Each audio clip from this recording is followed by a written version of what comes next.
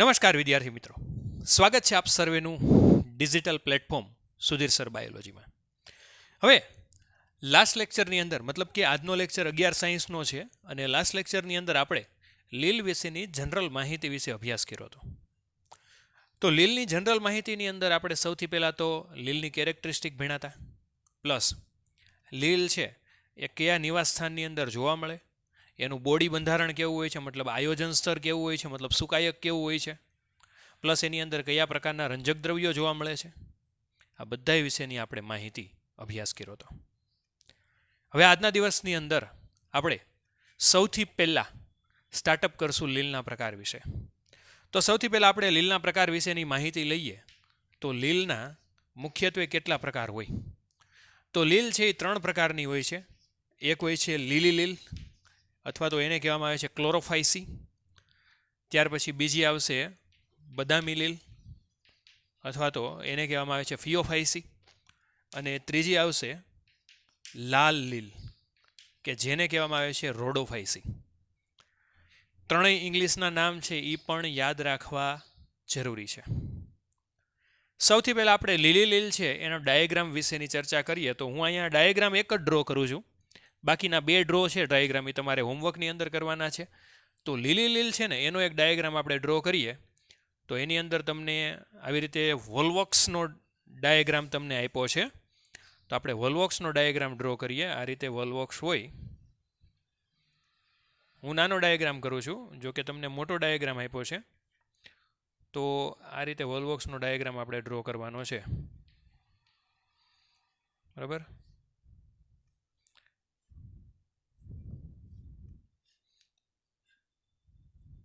આ રીતે બધાય છે રાઉન્ડ કરી અને જોઈન્ટ કરી દેવાના એટલે તમને વોલ્વોક્સનો ડાયાગ્રામ મળી જાય. ગમે એ બાજુ તમે જોઈન્ટ કરી શકો.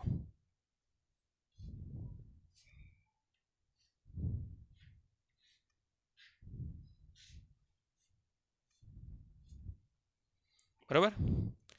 તો આ જે ડાયાગ્રામ છે ને એ કઈ લીલનો છે તો કે વોલ્વોક્સનો. હવે વોલ્વોક્સનો જ્યારે ડાયાગ્રામ ડ્રો કરો ને તો એક વસ્તુ ખાસ યાદ રાખવી કે આ ડાયાગ્રામ રાઉન્ડ થવો જરૂરી છે, ગોળ થવો જરૂરી છે. અધરવાઇઝ ડાયાગ્રામ છે એ યોગ્ય વ્યવસ્થિત નહીં લાગે. મારે થોડોક એવો રાઉન્ડ નથી થયો. તો આ જે લીલી લીલ છે એમાં સૌથી પહેલાં આપણે આ લીલી લીલ છે ને એનું સ્વરૂપ ભણીએ. મતલબ કે સ્વરૂપ શું હોય, મતલબ એનું બોડી સ્ટ્રક્ચર કેવું હોય. તો લીલી લીલ છે ને એ સૌથી પહેલાં તો એનું સ્વરૂપ કેવું હોય છે તો કે તે સાદા અને સુકાયક દેહ બંધારણ ધરાવે છે. હવે સુકાયક એટલે શું તો એ ચર્ચા આપણે આગલા લેક્ચરની અંદર કરેલી છે. સુકાયક એટલે કે જેનો દેહ મૂળ પ્રકાંડ અને પર્ણની અંદર ડિવાઈડ ન થયેલો હોય ને એને સુકાયક કહેવાય, બરાબર છે. ત્યાર પછી એક કોષી રચના ધરાવે છે. પ્રશ્ન થાય એક કોષી કોણ તો કે એની અંદર આવશે ક્લેમિડોમોનાસ, બરાબર છે. ક્લેમિડોમોનાસ આ એક કોષી રચના ધરાવે છે. ત્યાર પછી અમુક એવી છે કે જે તંતુમય હોય. હવે તંતુમય કોણ હોય છે તો કે એની અંદર આવશે સ્પાઇરોગાયરા અને આ ઉપરાંત વસાહતી. વસાહતીમાં કોણ આવશે તો કે વોલ્વોક્સ. આ વોલ્વોક્સ લીલ છે એ વસાહતી હોય. હવે જો લીલ છે વોલ્વોક્સની અંદર તમને આ રીતે ઘાટા 2 ટપકા આપ્યા છે અને આ જે ટપકા છે ને મધ્યની અંદર, આ જે મધ્યની અંદર ટપકા છે એને કહેવામાં આવે છે બાળ વસાહત અને આ જે બહારના ભાગમાં છે એ છે પિતૃ વસાહત. વસાહત એટલે ગ્રુપની અંદર રહેવાવાળી. તો આ લીલના સ્વરૂપ છે ને એ અલગ અલગ છે. કાં તો એ પોતે કેવો હોય તો કે એક કોષી હોય, તંતુમય હોય અને વસાહતી હોય. હવે આ લીલ છે એ ક્લોરોફાઇસી એટલે લીલી લીલ છે. તો શા માટે એને લીલી લીલ કહેવામાં આવે છે તો કે આ લીલ છે ને એ પોતે દેખાવની અંદર ઘાસ જેવા લીલા રંગની દેખાય છે. કેવી દેખાય છે તો કે ઘાસ જેવો લીલો રંગ ધરાવે છે. એટલે આ લીલને કહેવામાં આવે છે લીલી લીલ. પ્લસ આ લીલ છે એની અંદર ઘાસ જેવો લીલો રંગ કોના કારણે હોય છે તો કે રંજક દ્રવ્ય ક્યાં તો કે ક્લોરોફિલ એ અને ક્લોરોફિલ બી, આ બે પ્રકારના રંજક દ્રવ્ય ધરાવે છે. હવે ઓબ્વિયસ વસ્તુ છે કે રંજક દ્રવ્ય છે એટલે પ્રકાશ સંશ્લેષણની પ્રક્રિયા કરશે ને પ્રકાશ સંશ્લેષણની પ્રક્રિયા કરી અને પોતે પોતાનો ખોરાક જાતે બનાવશે. તો આ જે રંજક દ્રવ્ય ક્યાં આવેલા હોય તો આપણને ખબર છે કોષની અંદર એક અંગિકાઓ આવેલી હોય છે જેને કહેવામાં આવે છે હરિતકણ. આ કોષની એક અંગિકા છે કે જેની અંદર આ રંજક દ્રવ્ય આવેલા હોય છે અને એ રંજક દ્રવ્યનું કામ આપણને બધાને ખબર છે શું છે તો કે આ બંને રંજક દ્રવ્ય પ્રકાશ સંશ્લેષણની પ્રક્રિયા કરે છે. કઈ પ્રક્રિયા કરશે તો કે પ્રકાશ સંશ્લેષણ, કે જેનાથી પોતે સૂર્યપ્રકાશની હાજરીમાં light energy converted into chemical energy, મતલબ કે પ્રકાશ ઉર્જા રાસાયણિક ઉર્જાની અંદર રૂપાંતરણ કરે. તો હવે પ્રશ્ન એવો થાય કે હરિતકણની અંદર શું વનસ્પતિની અંદર આવેલા હોય એવા જ ક્લોરોફિલ છે તો કે હા, પ્લસ બીજું કે ક્લોરોફિલ તો ધરાવે જ છે પ્લસ એક વિશિષ્ટ પ્રકારની રચના ધરાવે છે જેને કહેવામાં આવે છે પ્રોભુજકો. શું કહેવામાં આવે છે તો કે પ્રોભુજકો. હવે આનું કામ શું તો કે પ્રોભુજકો છે ને એ ખોરાકનું સંગ્રહ કરે છે. કેના સ્વરૂપે તો કે કાર્બોદિત હોય, લિપિડ હોય અથવા તો પ્રોટીન હોય, કોઈ પણ સ્વરૂપે ખોરાકનો સંગ્રહ કરે. વનસ્પતિના જે હરિતકણ છે એમાં ક્યાંય પ્રોભુજકો આવેલા હોતા નથી. એમાં ખાલી ને ખાલી રંજક દ્રવ્ય જ આવેલા હોય છે, એમાં ક્યાંય પ્રોભુજકો આવેલા હોતા નથી. લીલ છે એ હરિતકણની બાબતમાં આ જે પ્રોભુજકો છે ને એ અલગ રીતે ધરાવે છે. ઓકે, તો આ થયું હરિતકણની રચના. હવે આવશે હરિતકણનો આકાર. હવે અગાઉ આપણે 8મા ચેપ્ટરની અંદર ભણી ગયા છીએ હરિતકણનો આકાર અલગ અલગ પ્રકારનો હોય. કયા પ્રકારનો તો કે હરિતકણ છે એ ગોળાકાર હોય છે, આ ઉપરાંત લંબગોળ હોય છે અથવા તો પટ્ટી આકાર હોય છે, આ ઉપરાંત અંડાકાર હોય છે. અલગ અલગ પ્રકારના ઘણા બધા આકાર ધરાવે છે. આ પૂરું થાય ત્યાર પછી આવશે લીલની અંદર જોવા મળતી કોષ દિવાલ. કોષ દિવાલ શેની બનેલી હોય તો આપણને બધાને ખબર છે વનસ્પતિ કોષનું એક અગત્યનું લક્ષણ છે. શું તો કે તે પોતાની ફરતે એક કોષ દિવાલ ધરાવે છે અને એ કોષ દિવાલ શેની બનેલી છે તો કે વનસ્પતિ કોષની અંદર શેની બનેલી હોય તો કે સેલ્યુલોઝની બનેલી હોય. શેની બનેલી હોય? સેલ્યુલોઝની. પરંતુ લીલની અંદર જે જાડી કોષ દિવાલ આવેલી હોય એ અંદરની બાજુ સેલ્યુલોઝની બનેલી હોય, જ્યારે બહારની બાજુ શેની બનેલી હોય તો કે પેક્ટોઝની. એટલે કે બહારની બાજુ શેની બનેલી હોય તો કે પેક્ટોઝ. પેક્ટોઝ એટલે પેક્ટિન જ છે, એક પ્રકારનું પ્રોટીનનો પ્રકાર છે. બરાબર છે. તો આ થયું લીલની કોષ દિવાલ. હવે આ ઉપરાંત આગળ આપણે ભણવાનું છે કે ખોરાકનો સંગ્રહ કયા સ્વરૂપે થાય. ખોરાકનો સંગ્રહ છે ને લીલની અંદર, ખાસ કરીને લીલી લીલની અંદર સ્ટાર્ચ સ્વરૂપે, અથવા તો આપણે એને એમ પણ કહી શકીએ કે કાર્બોદિત સ્વરૂપે થાય. હવે કાર્બોદિત છે ને એનો જ એક પ્રકાર છે સ્ટાર્ચ. પણ આ ખાસ યાદ રાખવું કે લીલી લીલની અંદર ખોરાકનો સંગ્રહ છે ને એ સ્ટાર્ચ સ્વરૂપે થાય છે. ભલે એક પ્રકારનું કાર્બોદિત જ છે. આપણે યાદ કરશું જ્યારે આગળ લાલ લીલ ભણશું અને બદામી લીલ ભણશું ને ત્યારે આપણે યાદ કરશું. બરાબર. હવે આવશે પ્રજનન. પ્રજનન કઈ રીતે થાય તો આ લીલ છે ને એની અંદર પ્રજનન મુખ્યત્વે અલગ અલગ 3 પ્રકારે થાય. હવે એ પ્રજનનની પ્રક્રિયા આપણને ખબર છે કે મુખ્યત્વે વાનસ્પતિક પ્રજનન, ત્યાર પછી અલિંગી પ્રજનન અને ત્યાર પછી આવશે લિંગી પ્રજનન. હવે વાનસ્પતિક પ્રજનન એઝ ઇટ ઇઝ અવખંડન દ્વારા થાય. અવખંડન એટલે શું થાય તો કે લીલ છે એના પોતે અલગ અલગ ટુકડા થઈ જાય અને એ ટુકડા સ્વતંત્ર સજીવની અંદર પરિણમે. અલિંગી પ્રજનન છે એ હંમેશા ચલ બીજાણુ દ્વારા થાય. કેના દ્વારા થાય તો કે ચલ બીજાણુ. ઓબ્વિયસ વસ્તુ છે કે આ બીજાણુ છે એટલે ઉત્પન્ન ક્યાં થતું હોય છે તો કે ચલ બીજાણુ ધાનીમાં.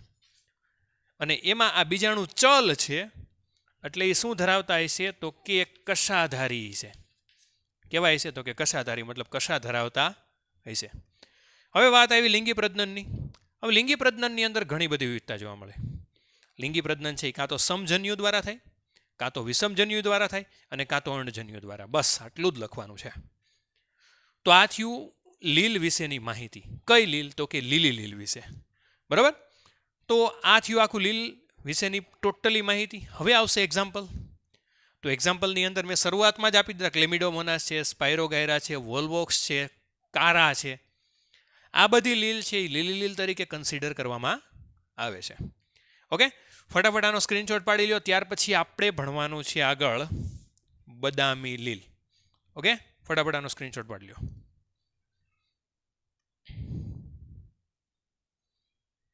હાલો, હવે આ ઇરેઝ કરી નાખું છું.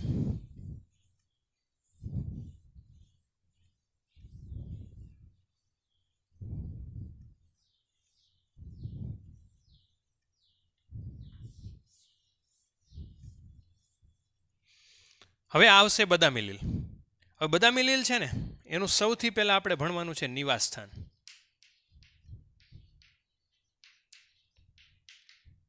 નિવાસસ્થાન કયું? તો કે મોટા ભાગની આ લીલ છે ને એ દરિયાઈ લીલ છે. દરિયાઈ લીલ એટલે ખારા પાણીની અંદર થતી. એટલે આપણે અહીં લખશું કે મોટા ભાગે કેવી છે આ બધી લીલ? તો કે દરિયાઈ લીલ. હવે આને બદામી લીલ અથવા તો ઇંગ્લિશની અંદર આને એક નામ આપવામાં આવે છે ફિયોફાઇસી. શું કહેવામાં આવે છે? તો કે ફિયોફાઇસી.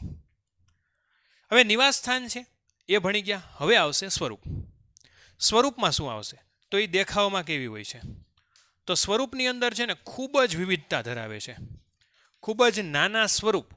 ફોર એક્ઝામ્પલ, એક્ટોકાર્પસથી લઈ, બરાબર છે, યુલોથ્રિક્સ છે, ત્યાર પછી સરગાસમ છે, અને ત્યાંથી લઈ એક વિશાળ વૃક્ષ જેવી રચના પણ ધરાવે છે. અગાઉ જ્યારે લીલ વિશેની માહિતી લીધી ને ત્યારે આપણે વાત કરી હતી કે આ લીલ છે એ વિશાળ વૃક્ષ જેવી રચના ધરાવીને દરિયાઈ ઘાસ અથવા તો કેલ્પ પણ કહેવામાં આવે છે. અને એરાઉન્ડ એની હાઈટ છે ને એ કેટલી હોય છે? તો કે 100 મીટર જેટલી છે. લીલ જ પણ પોતે એટલું વિસ્તૃત થાય છે કે જેથી કરીને એનું જે આખું સ્વરૂપ છે એ વનસ્પતિ જેવું દેખાય છે. દરિયાની અંદર ખૂબ જ ઊંડા જળાશયોની અંદર આ જોવા મળે છે. હવે આવશે રંજક દ્રવ્ય. અગાઉની જે લીલ હતી એની અંદર ક્લોરોફિલ એ અને ક્લોરોફિલ બી હતા. તો આની અંદર ક્યાં રંજક દ્રવ્ય હશે એના વિશે. હવે રંજક દ્રવ્ય ક્યાં ક્યાં? મુખ્ય 4 હશે. એક આવશે ક્લોરોફિલ એ, ત્યાર પછી ક્લોરોફિલ સી, ત્યાર પછી ઝેન્થોફિલ અને કેરોટીનોઇડ્સ. અને હજી એક લખી નાખીએ કે ઝેન્થોફિલ. અને હજી એક હોય છે એ આવશે ફ્યુકોઝેન્થિન. એમાં એવું છે, ફ્યુકોઝેન્થિન શું કામ લખ્યું? તો આના પછીનો જે નેક્સ્ટ મુદ્દો છે ને એની અંદર લખ્યું છે કે આ ઝેન્થોફિલ અને ફ્યુકોઝેન્થિન આ બે લીલ છે ને, આ બે રંજક દ્રવ્ય, એના હાજરીને કારણે આનો રંગ કેવો દેખાય છે? તો કે બદામી. કેવો દેખાય છે? બદામી. કોને લીધે? તો કે ઝેન્થોફિલ અને ફ્યુકોઝેન્થિનના હાજરીને કારણે. કોઈ પણ લીલ હોય ને એની અંદર ક્લોરોફિલ તો હોય જ. શું કામ? તો કે પ્રકાશ સંશ્લેષણની પ્રક્રિયા કરવા માટે જવાબદાર રંજક દ્રવ્ય છે. હાલો, આટલું ભણી ગયા. ત્યારબાદ આવશે આની અંદર જોવા મળતી કોષ દિવાલ. હવે અગાઉની આપણે જે લીલી લીલ હતી એની અંદર કોષ દિવાલ કેવી હતી? તો લીલી લીલની અંદર કોષ દિવાલ શેની બનેલી હતી? તો કે સેલ્યુલોઝ અને પેક્ટોસ. આની અંદર કોષ દિવાલ છે ને એ શેની બનેલી છે? તો કે આલ્જિનિનની. બરાબર. આલ્જિનિન નામનું એક જિલેટિન દ્રવ્ય છે અથવા તો જેલી જેવું દ્રવ્ય છે કે જેની શેનું બનેલું હોય છે? તો કે કોષ દિવાલ. ત્યાર પછી આપણે ખોરાકનો સંગ્રહ ભણીએ. હવે ખોરાકનો સંગ્રહ આની અંદર રીતે કાર્બોદિત સ્વરૂપે જ થાય છે. કોઈ પણ વનસ્પતિ કોષ હોય, ખોરાકનો સંગ્રહ વનસ્પતિ કોષ હોય, પ્રાણી કોષ, કાર્બોદિત સ્વરૂપે જ થાય. પ્રાણી કોષ હોય તો ગ્લાયકોજન સ્વરૂપે થાય, અને વનસ્પતિ કોષ હોય તો કાર્બોદિતની અંદર સ્ટાર્ચ અથવા તો કોઈ પણ અલગ હોય છે. તો પ્રાણીકોષની અંદર ખોરાકનો સંગ્રહ કેના સ્વરૂપે થશે? તો કે glycogen. It's a one type of carbohydrates. હવે આવશે ખોરાકનો સંગ્રહ આની અંદર કાર્બોદિત સ્વરૂપે જ થાય છે. પણ ફેર શું છે? તો કે કાર્બોદિતના પાછા બે પ્રકાર સ્વરૂપે થશે. એક આવશે લેમિનારિન અને બીજું આવશે મેનિટોલ. આ છે ને ખોરાકનો સંગ્રહ કરવાવાળા કાર્બોદિત છે. અગાઉની લીલ હતી એમાં સ્ટાર સ્વરૂપે થતો હતો. આની અંદર શું આવશે? તો કે લેમિનારિન અને મેનિટોલ. ઓકે. ત્યાર પછી આનો વનસ્પતિ દેહ. હવે જો આ વનસ્પતિ દેહ છે ને, અહીંયા હું એક આની આકૃતિ થોડીક ડ્રો કરું છું જેથી તમને સમજવામાં ઈઝી પડશે.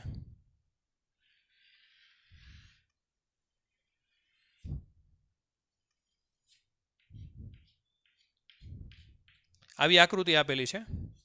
આનું નામ આપ્યું છે દ્રઢ ગ્રહ. પછી આનું નામ આપ્યું છે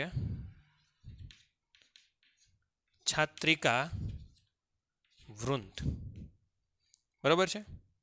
અને આ જે રચના છે ને એને કહેવાય પ્રપર્ણ. આવી રચના છે. હવે પ્રશ્ન થાય કે આ વનસ્પતિ દેહ છે ને એ આધાર સાથે કઈ રીતે જોડાય? તો જે આ રચના છે ને એને કહેવાય દ્રઢ ગ્રહ. મતલબ કે એક મૂળ જેવી રચના છે કે જેના વડે આ જે વનસ્પતિ દેહ છે ને એ શેના સાથે જોડાયેલો હોય? તો કે આધાર સાથે. કેના સાથે? તો કે આધાર સાથે. એ દ્રઢ ગ્રહ ઉપરના ભાગમાં શેના વડે જોડાયેલો હોય? તો કે છાત્રિકા વૃંત. અને એના ઉપરના ભાગમાં એક વિશિષ્ટ પ્રકારની રચના હોય જેને કહેવાય પ્રપર્ણ. આનું કામ શું? તો કે આ શું કરશે? તો કે પ્રકાશ સંશ્લેષણની પ્રક્રિયા. ઓકે. તો આ થયું વનસ્પતિ દેહ વિશેની વાત. આગળ જોઈએ. હવે લાસ્ટ ટોપિક આવશે પ્રજનન. એઝ ઇટ ઇઝ વાનસ્પતિક પ્રજનન અવખંડન દ્વારા, અલિંગી પ્રજનન છે એ ચલ બીજાણુ દ્વારા. એ ચલ બીજાણુ પાછા છે ને આની અંદર કેવા હોય છે? તો કે દ્વિકશાધારી. કેવા હોય છે? તો કે દ્વિકશાધારી. જ્યારે અગાઉની લીલ હતી ને એની અંદર ચલ બીજાણુ કેવા હતા? એક કશાધારી. અને આ દ્વિકશાધારી છે ને એ પાછી પાર્શ્વીય રીતે ગોઠવાયેલી હોય કશાઓ બે. એટલે એના કારણસર એ બીજાણુ ચલ બીજાણુ. એઝ ઇટ ઇઝ ચલ બીજાણુ છે એ બીજાણુ ધાનીની અંદર ઉત્પન્ન થાય છે. ઇનફ છે. ત્યાર પછી લિંગી પ્રજનન. લિંગી પ્રજનન બે પ્રકારના હોય છે.